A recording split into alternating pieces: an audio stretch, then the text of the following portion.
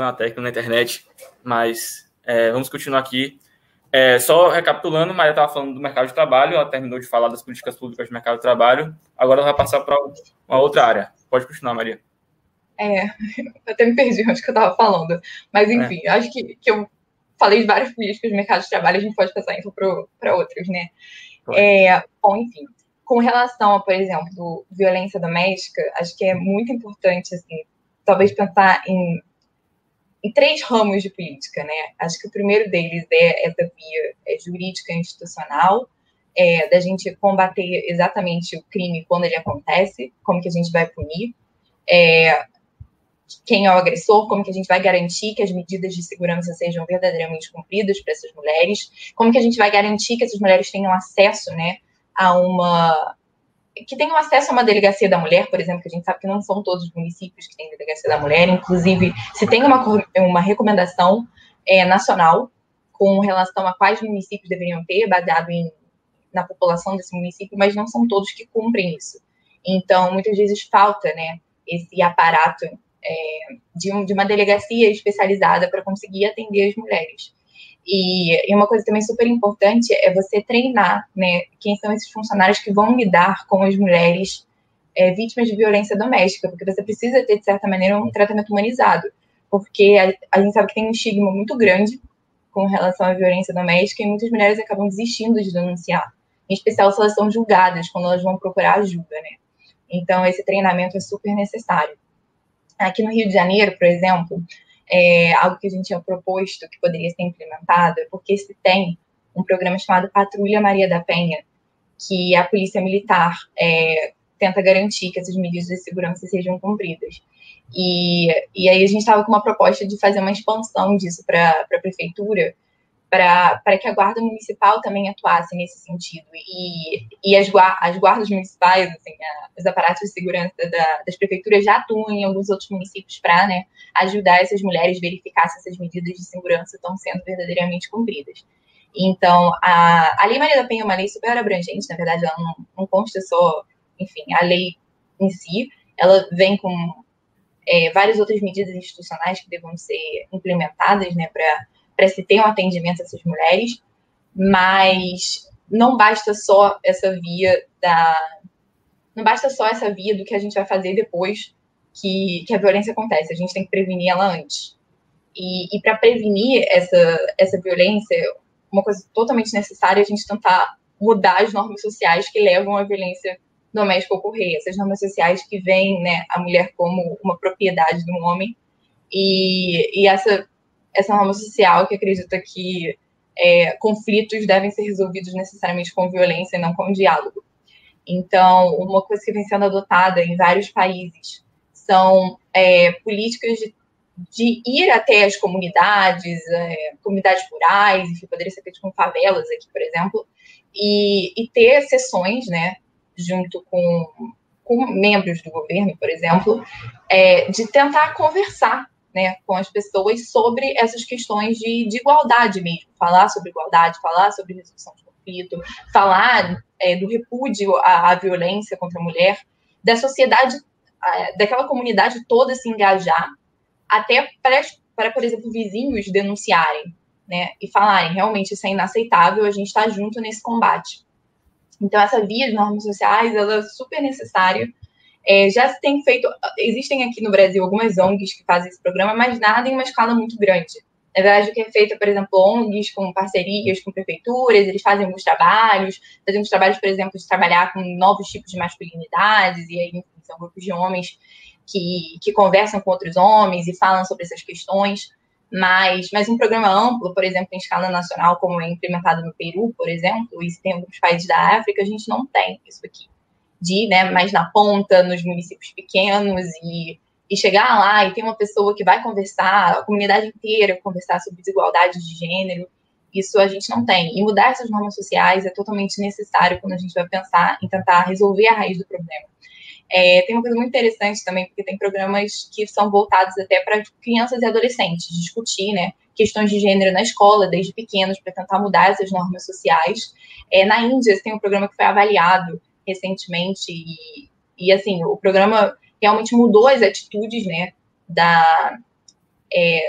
dos adolescentes que participaram dele, e foi interessante também porque mudou as atitudes não só das mulheres, mas também dos homens. Na verdade, eles acharam, acho que, efeitos mais significativos até para os meninos, que eles passaram a fazer mais afazeres domésticos, e mudou um pouco tipo, a percepção, né, de questão de igualdade de gênero deles.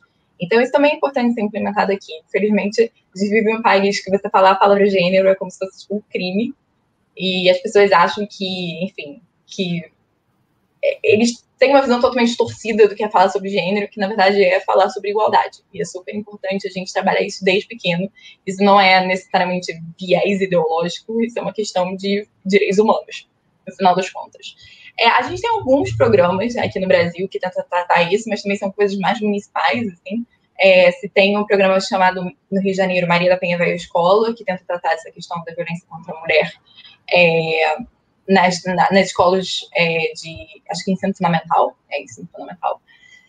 E, bom, enfim, eu acho que, então, nessa via das normas sociais, trabalhar tanto com, enfim, crianças e adolescentes é importante, como já fazer um trabalho dentro das comunidades para tentar mudar essas normas sociais, né, dos moradores dela. Uma outra via que é super importante também, para você tentar romper esse ciclo da violência contra a mulher, é você conseguir dar oportunidades para a mulher fora do relacionamento dela. Então, muitas vezes, se essa mulher ela é uma mulher que não está inserida no mercado de trabalho, que ela não é independente financeiramente, ela muitas vezes não consegue se divorciar desse marido e ter condições de vida. Então, acaba optando, né, por permanecer nesse relacionamento abusivo.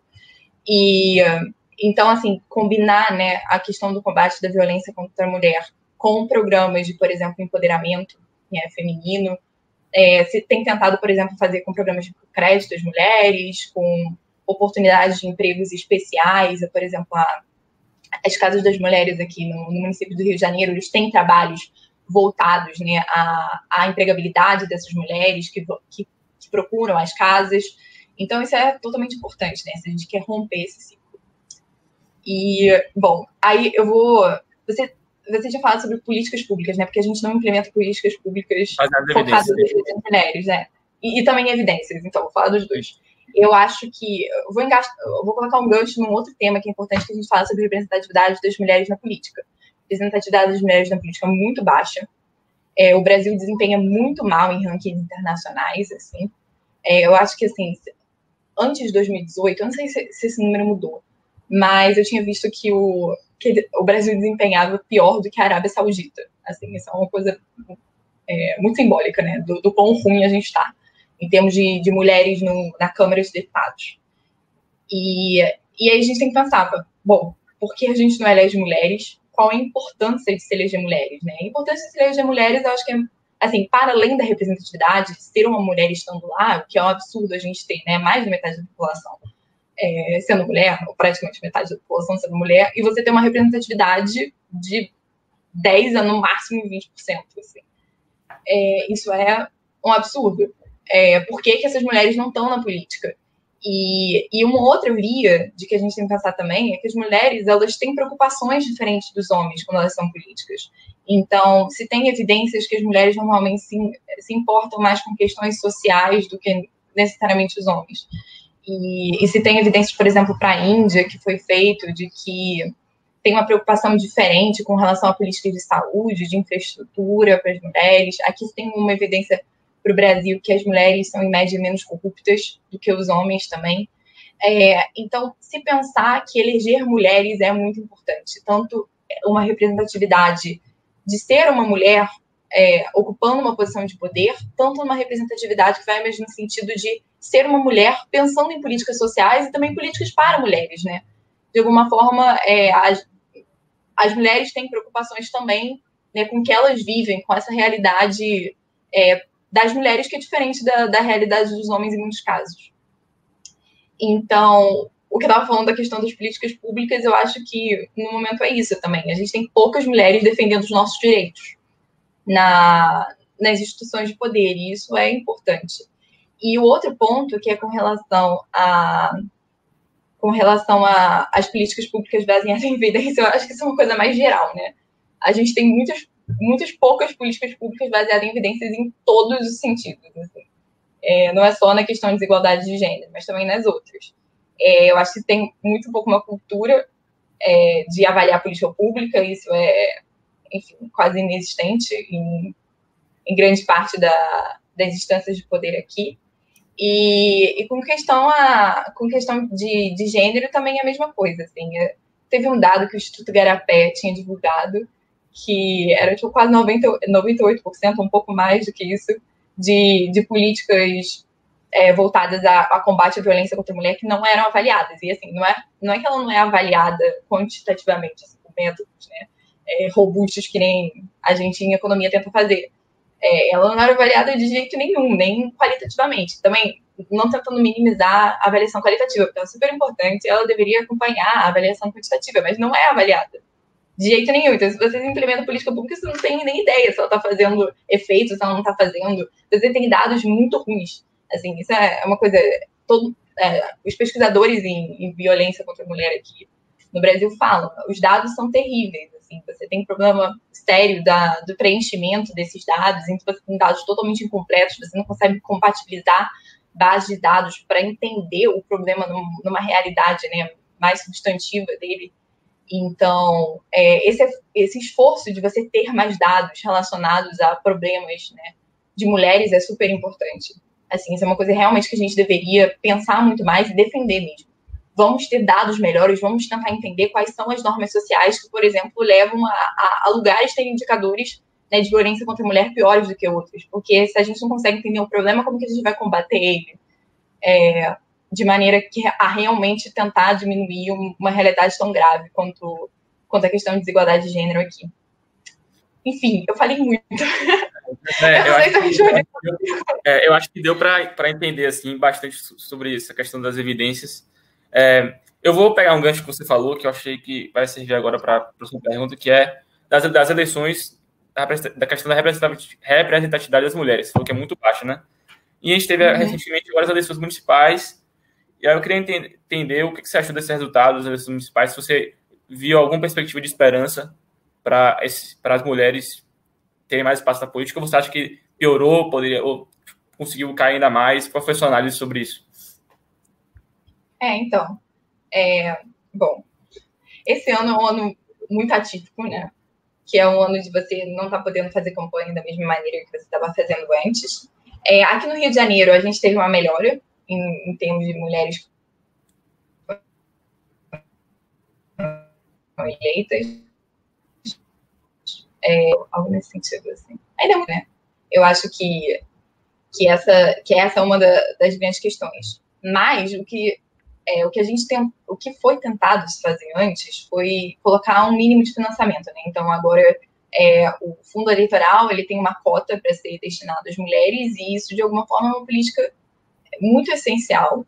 Inclusive, eu vou recomendar aqui a monografia de uma amiga minha que é brilhante, que ela também terminou agora a graduação na PUC em Economia, e ela foi estudar o quanto que o financiamento de campanha que mudou, né, eleição de 2018 afetou a eleição de mulheres. Então, para quem tem interesse, pode ler assim, o que ela fez, está lá no Twitter. E que é super interessante, e é muito essencial a gente pensar, porque não basta só você fazer uma política de cota em que você fala, olha, os partidos vão tem que ter 30% de mulheres candidatas. Os partidos vão atrás de candidatas laranjas, e era isso que a gente observava demais aqui. Você não tinha fiscalização dessas candidatas, você não tinha punição desses partidos, até hoje não se tem muito, né? Muitos partidos, por exemplo, não cumpriram esse mínimo que precisava, né, do financiamento das campanhas.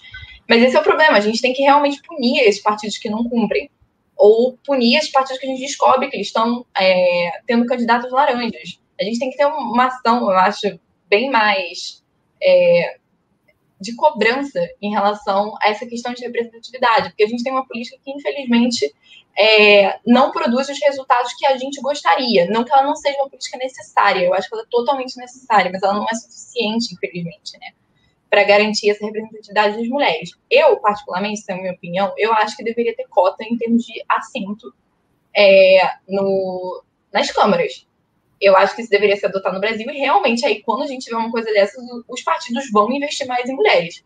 E isso, assim, enfim, poderia ser até temporário, assim, para a gente ver se a gente consegue fazer um efeito de longo prazo, de incentivar mais mulheres a entrarem na política, dos próprios eleitores mudarem a percepção que eles têm de que mulheres são líderes ruins, o que é uma falácia, na verdade, e eu espero que essa representatividade maior realmente venha nesse sentido de mostrar que mulheres podem ser, sim, ótimos líderes, mas o que a gente tem evidência de cota em política, na verdade, são evidências bem positivas, no geral, na literatura. Tem muito mais evidência de efeitos positivos, assim. Então, acho que é uma política ainda que as pessoas são muito contra, em especial, né, se a gente tem uma Câmara de Deputados totalmente dominada por homens, eles nunca vão querer perder a posição de privilégio deles. Então, eles sempre vão argumentar que isso é algo que eles não estão dispostos a adotar. Inclusive, eles já tentaram tirar a política de cotas em lista de candidatos, né? E, então, imagina adotar uma que é realmente em assento. Mas, bom, fica aqui minha opinião, que eu acho que a gente deveria pensar em realmente políticas enfim, mais ambiciosas nesse sentido, vamos dizer, colocar. Certo, certo. Eu vou pegar outro gancho que você falou aí da questão do homem, né? Do machismo, de querer realmente não acabar ajudando a fomentar a representatividade da mulher. E aí pegar esse gancho e falar assim, para você, o que é que o homem precisa fazer para mudar esse quadro, para ser um cara que ajude nesse momento de igualdade? Existe alguma coisa que o homem pode fazer para contribuir nisso aí? Aí eu acho que, tipo, vai um pouco na minha opinião pessoal. Mas, enfim, tipo, eu posso falar necessariamente como que talvez eu acho que as políticas públicas deveriam incluir homens na maneira. Então, como eu estava falando, eu acho que é muito importante você pensar em trabalhar com isso, enfim, ao longo do desenvolvimento, enfim, da infância e adolescência, né? Então, esses programas de, por exemplo, você discutir essas questões de gênero na escola não são programas para você só, né, empoderar as meninas. É também para você mudar opiniões e atitudes dos meninos. Porque a gente tem que ter uma sociedade mais igualitária, enfim, no seu todo, né? De alguma forma. E é super importante fazer esse trabalho, né, inicial, enquanto essa época de adolescência, por exemplo, no começo dela, em que, enfim, a pessoa já tem uma capacidade mais crítica, mas necessariamente está moldando as suas opiniões, então às vezes é importante ter esse contato com opiniões mais igualitárias e fazer também, por exemplo, essas políticas que eu estava falando de mudança de normas sociais em comunidades, elas também têm uma via voltada por homens, e era interessante também porque eles faziam trabalhos em que homens falavam com outros homens, então você normalmente tentava identificar algum líder comunitário que tinha opiniões igualitárias com termos de gênero e eles influenciarem outras pessoas dentro da comunidade também com as opiniões deles. Então, eu acho que é interessante esse papel de aliado também na luta, né? E eu acho que eu talvez trairia dessa maneira. Um aliado na luta da desigualdade de gênero, que os homens podem ser, em especial conversando com outros homens, né? E tentando influenciar para que essas atitudes sejam mudadas. Infelizmente, muitas vezes, isso é uma coisa mais... Enfim, que a gente vê acontecendo é que os homens não reprovam atitudes machistas de outros homens, muitas vezes. Mesmo que ele tenha, né, uma opinião mais igualitária. Então, a gente trabalhar como um todo e incentivar, né, esses homens a falarem mais sobre essas questões de gênero, a falarem com outros homens sobre questões de gênero, pode, de alguma forma, ajudar a gente também mudar essas opiniões, enfim, dentre os homens. Certo. Eu vou pegar também uma outra coisa que você falou que eu achei interessante, que é a questão da pandemia, que você falou que era um ano atípico, enfim, e é muito notório que as mulheres foram as que mais sofreram durante a pandemia, e são as que mais sofrem ainda hoje. Tanto psicologicamente, né, muitos têm que cuidar dos filhos em casa, quanto financeiramente, porque a negociação salarial costuma prejudicar mais as mulheres. Então, minha pergunta é, há algum tipo de política pública ideal para esse momento de pandemia que você acha que deveria ter para as mulheres, considerando também a questão do salário? E isso também é uma pergunta que eu faço baseada também no artigo que o professor Fernando Neri fez hoje, que eu achei interessante fazer esse link também, que ele falou das mães, acho que tem tudo a ver com essa pergunta aí também, para fazer um... Pode falar. Bom, eu acho que eu vou falar uma coisa também bem importante, que a gente tem uma sobre-representatividade de mulheres, em especial mulheres negras na pobreza, né? Então, quando a gente fala de medidas para combate à pobreza, a gente está pensando muito nessas mulheres negras que são mães solteiras, que muitas vezes não conseguem se inserir no mercado de trabalho exatamente por causa dos filhos e, enfim, não tem um suporte, às vezes, para... não tem uma creche para deixar o filho e conseguir, né, arranjar um emprego. Então, essas são, vamos assim dizer, a categoria mais vulnerável que a gente sempre tem que pensar quando a gente vai falar de políticas públicas, em especial em políticas públicas de combate à pobreza. A questão, então, que eu acharia muito fundamental nesse momento de pandemia é que, infelizmente, não vai acontecer, que é a questão de a gente pensar realmente em uma renda básica, assim. E não precisa ser necessariamente uma renda básica universal, poderia ser algo mais focalizado. Tiveram várias propostas, né, do que se poderia ser implementado, enfim, se você faz uma focalização maior entre os mais pobres, tem várias defesas disso, você gasta menos, você pode tentar criar vários tipos de incentivos, né, de condicionalidades junto a essa política. Você tem o lado do universal facilita o acesso, né, que às vezes nem sempre a gente consegue atingir todas as pessoas, quando você coloca essas condicionalidades, quando você coloca uma linha, né, com relação a quem pode ter esse benefício ou não. Mas, assim, infelizmente a gente não vai ter, o auxílio vai acabar e essas pessoas vão voltar para a pobreza. Só que a pandemia não acabou. E a situação no mercado de trabalho está super crítica. E essas mulheres, elas não vão conseguir emprego. E esse é o grande problema, né? O que a gente vai fazer em relação a isso? Já que a gente não tem esse auxílio. E, assim, eu acho que a gente vai viver uma situação de calamidade extrema. Acho que a gente não vai conseguir fugir disso se realmente nenhuma outra medida de um outro auxílio passar, né? O que se pode tentar ser feito são algumas políticas específicas para a inserção das mulheres no mercado de trabalho, mas com o mercado de trabalho tão desaquecido, com a situação de crise ainda, né, muito iminente, vai ser muito difícil fazer essa recuperação. Infelizmente, eu estou falando aqui um cenário bem pessimista, mas eu acho que eu estou pessimista mesmo em relação ao que vai ser depois da pandemia, né? Certo. Só tem mais duas perguntas aqui por conta do tempo. A primeira pergunta, queria que você falasse um pouco do seu trabalho de mestrado, tipo, do que você está escrevendo, da sua pesquisa, enfim, para as pessoas também interessadas aí em saber um pouco mais sobre você. Legal. Bom, enfim, eu pesquiso sobre como a flexibilidade, na verdade, trabalhos inflexíveis, eles impactam negativamente no diferencial salarial de gênero aqui no Brasil. A ideia é o seguinte, porque as mulheres têm que conciliar, né, esse trabalho remunerado com o trabalho não remunerado, que seria o cuidado dos filhos e com a casa, ela vai demandar trabalhos mais flexíveis. Só que nem todas as ocupações são flexíveis no Brasil e nem todas as firmas têm políticas de flexibilidade, como, por exemplo, fazer políticas, né, que a gente chama de family friendly, ou, por exemplo, ter um horário de trabalho mais flexível para as mulheres. Então, o que a gente pode acabar observando é que mulheres, né, em ocupações mais inflexíveis, em firmas mais inflexíveis, elas são relativamente mais penalizadas do que os homens. E é isso que eu vou tentar investigar na minha pesquisa. E a gente encontra evidências para esses dois sentidos, né? As mulheres, elas são tanto penalizadas em relação a estar trabalhando em ocupações mais inflexíveis, quanto a estarem trabalhando em firmas que a gente identifica como mais inflexíveis, que nesse caso a gente acabou usando as firmas exportadoras. Assim, não vou me alongar muito porque isso então só uma justificativa lá.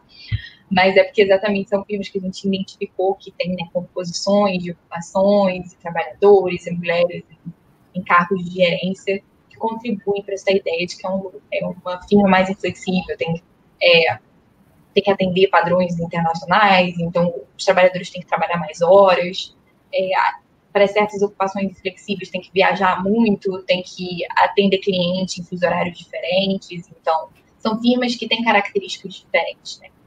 E aí, enfim, são essas duas evidências principais que a gente encontra.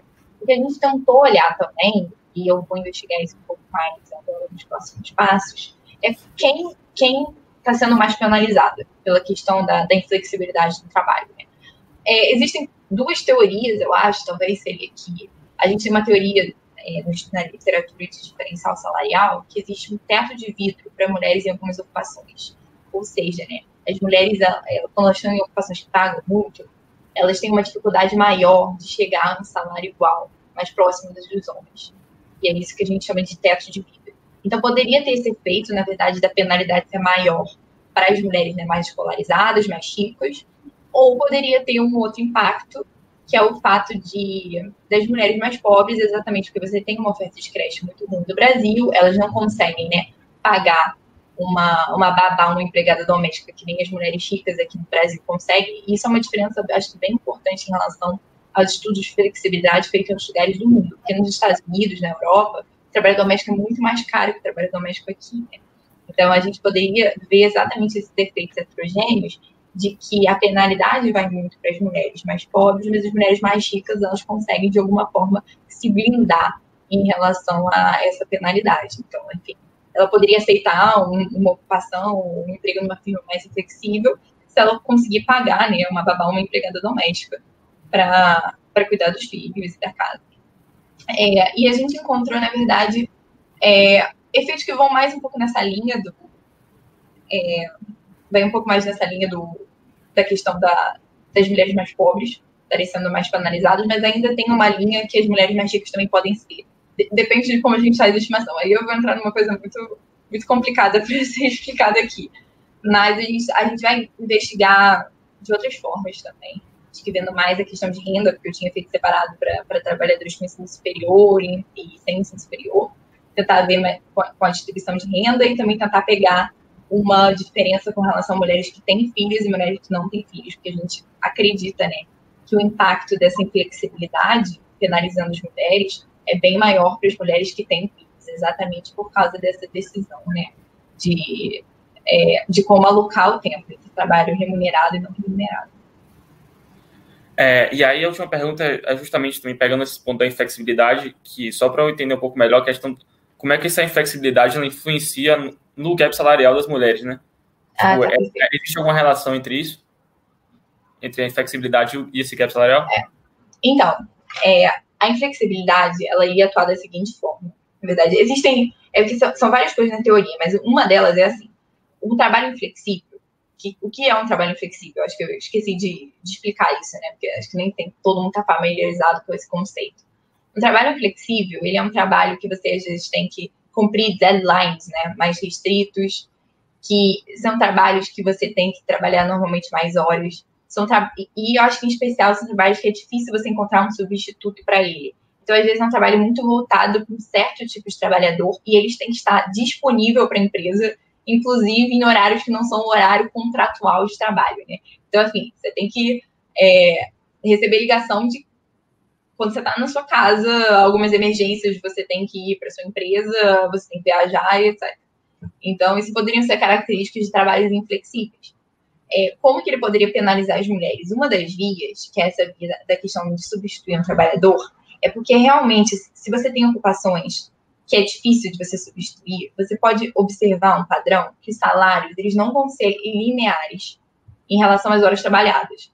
Então, por exemplo, o trabalhador que trabalha 60 horas semanais vai ganhar mais que o dobro de que um trabalhador que trabalha 30 horas semanais. E aí, nesse caso, se as mulheres realmente trabalham menos, elas são mais penalizadas em salário. Mesmo se a gente fazer a estimativa com salário hora. Entendeu? Então, é nesse ponto que poderia surgir. Uma outra maneira que isso poderia impactar o diferencial salarial de gênero é as mulheres acabarem indo trabalhar em firmas que pagam menos a todos os trabalhadores, não necessariamente as mulheres, mas que providenciam maior flexibilidade. Então, as mulheres estariam meio que dispostas a abrir mão de certa parte de salários para ter um emprego mais flexível, que ela possa conciliar, né, esses dois trabalhos. Então, enfim, tem histórias diferentes, mas essas histórias desembocam, né, nessa questão da inflexibilidade penalizando no salário das mulheres. Ficou claro? Quer dizer, às vezes eu não sei se ficou claro para as pessoas que eu explico. Ficou bastante claro. Bom, Maria, queria muito agradecer a sua presença. Eu realmente aprendi muito. Foi muito educativo essa live para mim. Gostei bastante. Para quem não conhece a Liga, convido vocês a seguirem a gente no Twitter, no Instagram, para conhecer o nosso trabalho. Nós temos mais lives programadas para janeiro. Temos live programada com Tássia Cruz, professora da FGV, especialista em educação. Temos live com Rodrigo Oliveira, também programada para janeiro, que é especialista em desigualdade regional Então, ainda vai ter muito conteúdo aí pela frente. E, de novo, agradecer a Maria pela presença aí. E é isso. Queria agradecer. Boa noite. Boa noite a todos.